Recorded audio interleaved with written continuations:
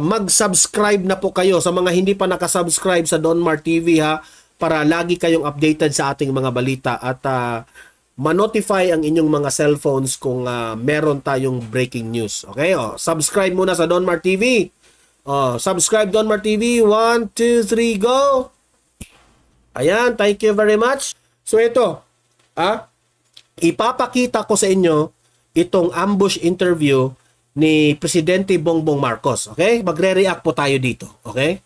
Wait muna kasi naputol-putol tayo. Okay? Ayan. Wait muna. Ayan. Ayan, play. Wait. Play. None of this will help improve a single Filipino life. As far as I'm concerned, it's a storm in a teacup. Sabi niya, storm in a teacup raw. Kapag ipapa-impeach raw si BP Sara, hindi raw ito nakakatulong sa bansa natin. Alam mo, Bongbong Marcos, baka sayo, di ba? Kung ma-impeach si BP Sara, hindi siya nakakatulong sa inyo. Why? Kasi magagalit ang taong bayan eh. Magagalit ang taong bayan na ang tendency mag-people power at ikaw ay maalis sa Malacanang.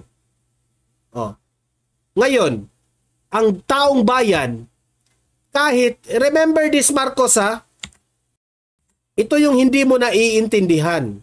Alam mo Marcos, kahit hindi pa ipapa-impeach si BP Sara, gusto na ng taong bayan mag-people power. Kasi sa ngayon, wala nang kakampi ang taong bayan. Wala na pong kakampi. Lahat ng mga kongresista, mga senador, tiklop na ang bibig kasi ayaw lang nila ng gulo. Ang hindi mo alam, Bongbong Marcos, marami po dyan sa kongreso, na tahimik lamang. Totoo ito. Tahimik lang itong mga iilan nating mga kongresista. I'm not talking about the Tuwadcom, Maraming mga kongresista dyan, tahimik lamang. Kasi ayaw ng gulo. Ayaw makigulo. Okay?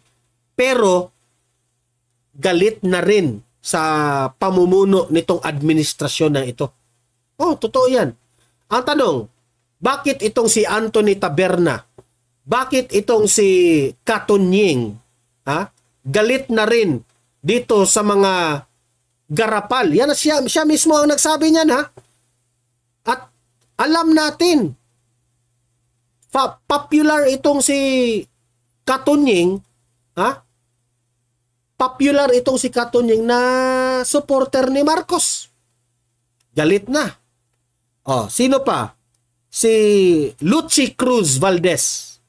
Si Ma'am Lucy. Alam natin, kilala natin si Ma'am Lucy na dati supporter ito ni Leni Robredo ng mga Pinklawan o Dilawan.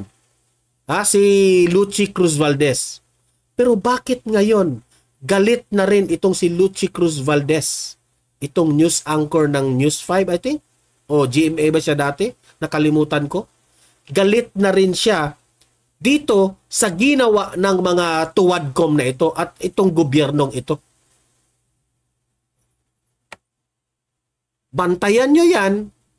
Bongbong Marcos, bantayan nyo.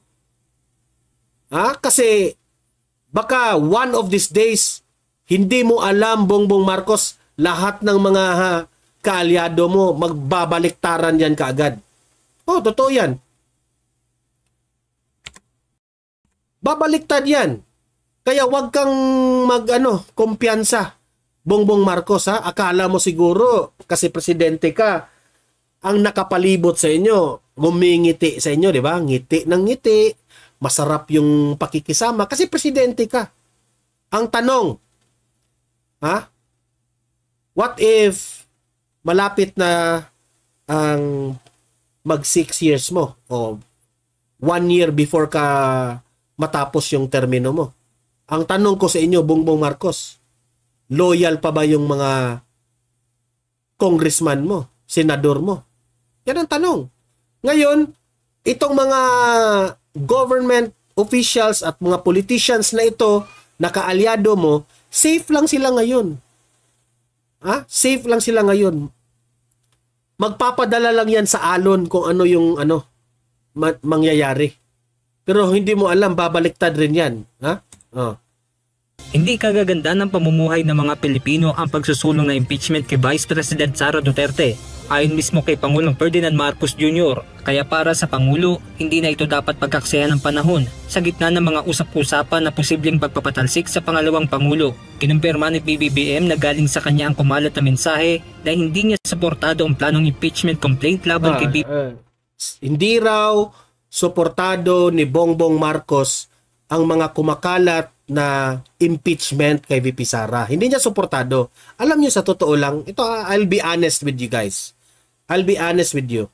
Sa totoo lang, kung kay Bongbong Marcos man itong idea, o meron man siyang advisor, o meron man siyang political advisor, alam niyo, sa totoo lang, magaling. No, sa totoo lang, magaling siya. Itong marami nga sa mga loyalista no mga nagko-comment, sabi nila maganda yung ginawa ni Bongbong Marcos. It's a good move raw. Good move ito na ayaw niya sa impeachment ni VP Sara. Good move. Kasi mismo ang mga loyalista ngayon, alam nila. Sila mismo alam nila na kaunti lang ang mga loyalista ngayon. Alam nila na magagalit ang majority of the taong bayan, magagalit kapag si VP Sara ay ma-impeach. At kawawa ang Malacanang dito dahil sila talaga ang pagbibintangan. Totoo yan. Sila talaga ang pagbibintangan. Huwag na tayong maglokohan. So, believe ako sa political advisor nitong si Bongbong Marcos. O kung siya man ang at kung siya man ang naka-idea nito. Tama ka, Bongbong Marcos. Na hindi mo ipapa-impeach kasi takot ka.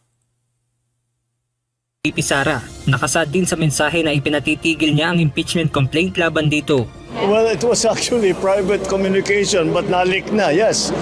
Because that's really my opinion. This is not important. May pa-effect pa sila May pa-effect pa sila. Very obvious naman. Scripted na naman ito Ang pa-effect pa sila na nag-leak raw yung chat niya o text niya. Tama yan. Ako ang nag-text niyan. Na gusto kong nag-leak na Yeah. Inamin niya na yung nag-leak na text message sa kanya. May pakulo pa silang ganyan Para kasing naglalag May kunwari lang yan na hindi suportado. Correct. Kunwari. Pero sa totoo, Bongbong Marcos, yung pinsan mo na tambaluslos, atat na maging vice president. Pagbigyan mo na. Isulong mo yung impeachment, Bongbong Marcos. Sige, isulong mo. Para sa pinsan mo. Atat na yung pinsan mo. Excited na yung pinsan mo, Bongbong Marcos, sa totoo lang. This does not make any difference to even one single Filipino life. Ayon pa sa Pangulo, nakaabala. Hindi yan nakaabala para sa inyo. Gusto nyo nang ma-impeach si VP Sara. Yan ang katotohanan. Takot kayo na mapresidente itong si VP Sara Yan ang totoo. Takot kayo. Kasi, nung nag-vice president, yung ating connection, yung ating kasing connection, guys. Putol-putol yung ating connection Sige. Kasi, ito yung nangyari.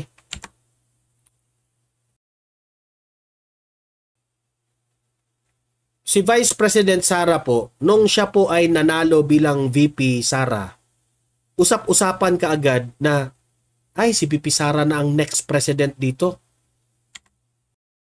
Pagkatapos ni Bongbong Marcos maging presidente, si VP Sara na ang susunod na maging presidente. Usap-usapan ka agad eh. Para, sa totoo lang, parang ayaw na nila kay Bongbong Marcos eh. Gusto na nilang si VP Sara. Swerte ka lang, sa totoo lang. Bongbong Marcos, maswerte ka na si VP Sara ang tinakbo vice president lamang. Maswerte ka nga eh. Di ba? Di ko lang alam kung saan ka pupulutin after your term. It will tie down the Senate. It will just take up all the time. And for what? For nothing. Sa harap ng tumitinding iringan ng mga Duterte at Marcos, tila hindi pa naman tuluyang isinasara ng Pangulo ang pinto upang magkaayos sila ng kanyang running mate. Ma'am Len Helen, magandang gabi po.